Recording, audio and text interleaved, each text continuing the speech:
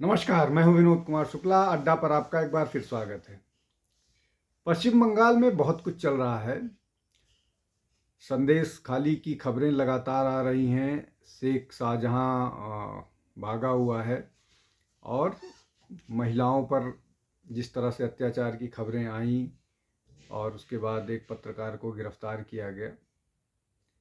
लेकिन आज एक राजनीति तो इसमें है, लेकिन एक इससे मिली जुली खबर पर चर्चा करते हैं। पश्चिम बंगाल में दो शेरों का नाम, एक शेरनी का नाम सीता दिया गया और एक शेर का नाम अकबर दिया गया।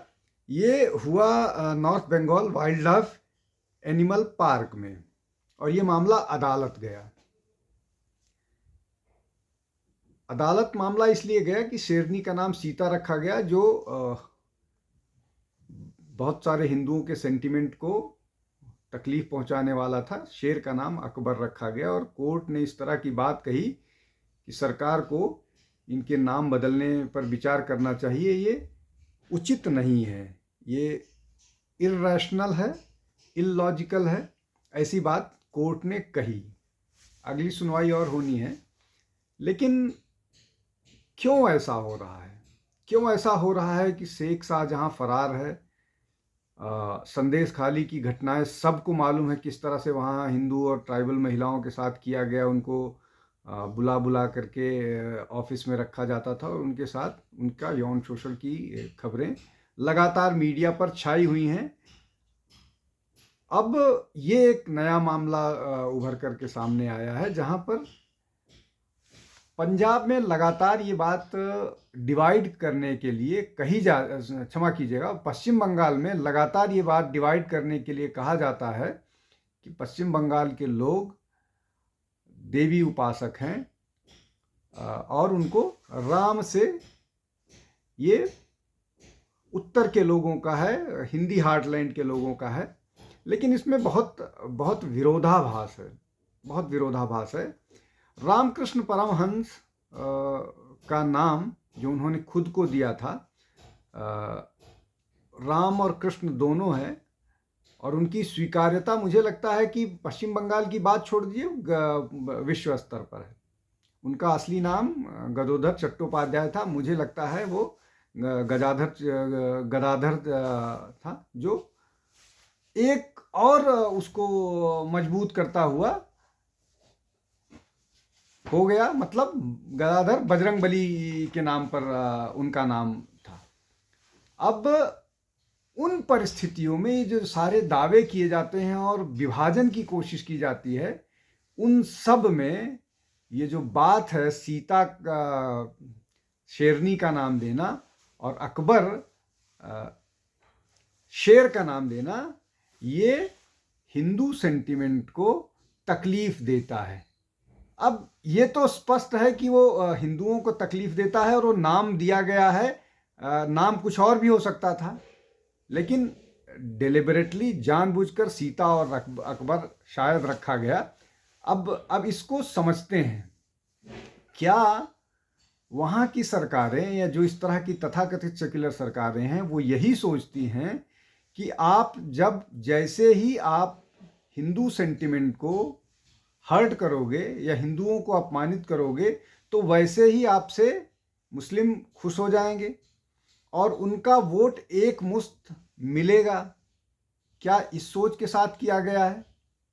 कम से कम पश्चिम बंगाल में जिस तरह की घटनाएं हो रही हैं, चाहे देवी प्रतिमा विसर्जन को लेकर के अगर जुम्मा पड़ता है तो उनको एक दिन बाद की बात कही जाती है, जबकि पंचांग, देवी विसर्जन और स्थापना, ये पंचांग के हिसाब से निर्धारित होता है कि इस तरह इस समय पर देवी विसर्जन होगा और इस समय देवी स्थापना होगी। लेकिन उसके बावजूद इस तरह का पक्षपात किया जाता है और कोर्ट को, यहाँ तक कि उच्च न्यायालय को इंटरवीन करना पड़ता है देवी विसर्जन के लिए, देवी स्थापना के लिए। ये एक विशेष परिस्थिति है, विशेष रूप से पश्चिम बंगाल को लेकर के। और अब जो ये नया मामला सामने आया है जिसमें अदालत को इंटरवीन करना पड़ा। विश्व हिंदू परिषद इस मामले को लेकर के अदालत में गया और अदालत को इंटरवीन करना पड़ा कि पश्चिम बंगाल सरकार को इस तरह के नामों से बचना चाहिए। क्या ऐसा हो सकता है कि किसी नोबेल पुरस्कार विजेता या किसी और ऐसे बड़े स्वतंत्रता संग्राम सेनानी के नाम पर किसी पेट का, पालतू जानवर का नाम रखा जा सकता है या जाना चाहिए? ऐसा नहीं होता है, ऐसा नहीं हुआ है। तो क्यों ऐसे नाम रखे जाते हैं जब जो हिंदू संवेदनाओं को या हिंदू सेंटिमेंट्स को हर्ट करते हैं, तकलीफ देते हैं, उन्हें अपमानित करते हैं? तो क्या इस डेमोक्रेटिक सेटअप में हिंदुओं को अपमानित किए बिना मुसलमानों का वोट नहीं लिया जा सकता? ये हमको समझ लेना चाहिए या पूरे जनमानस के दिमाग में ये आ जाना चाहिए। और क्या ये नॉर्थ साइड साउथ डिवाइड और ईस्ट वेस्ट डिवाइड की जो कांग्रेस की या बाकी दलों की राजनीति है, रणनीति है, उसका ही एक्सटेंशन है, उसी तरह उसी पर चलने का है? मुझे लगता है कि इस मामले में पश्चिम बंगाल सरकार कुछ ज़्यादा ही दूर तक निकल आई है और उसको अपने इस तरह के कृत्यों पर पुनर्विचार करना चाहिए। इसलिए कि मैंने जैसा रामकृष्ण परमहंस की बात कही, सोमनाथ चैटर्जी किस बारे में सब जानते हैं। सोमनाथ चैटर्जी लोकसभा के स्पीकर रहे हैं। वो पश्चिम बंगाल में पैदा हुए और सोमनाथ का मंदिर एक्सट्रीम मतलब वेस्ट में समुद्र के किनारे गुजरात में है। तो कल्चरली सब लोग एक हैं। ये जो डिवाइड किया जाता है कि पश्चिम बंगाल के लोग देवी उपासक हैं, उनको ध्यान करना चाहिए। गदोधर चट्टोपाध्याय या रामकृष्ण मिशन, रामकृष्ण परमहंस और विवेकानंद उसी परंपरा के हैं। और इससे बड़ी बात यह है कि हिंदू सेंटिमेंट को तकलीफ देने से बचने का प्रयास करना चाहिए, जो होता हुआ नहीं दिख रहा है कम से कम पश्चिम बंगाल में।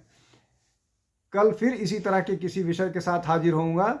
आप हमसे जुड़े रहिए, हमारे चैनल को लाइक कीजिए, सब्सक्राइब कीजिए, ज़्यादा से ज़्यादा लोग तक पहुंचने में हमारी मदद कीजिए, जिससे हम आपके पास और बहुत सारे इस तरह के विषयों के साथ पहुंच पाएँ। बहुत बहुत धन्यवाद। नमस्कार।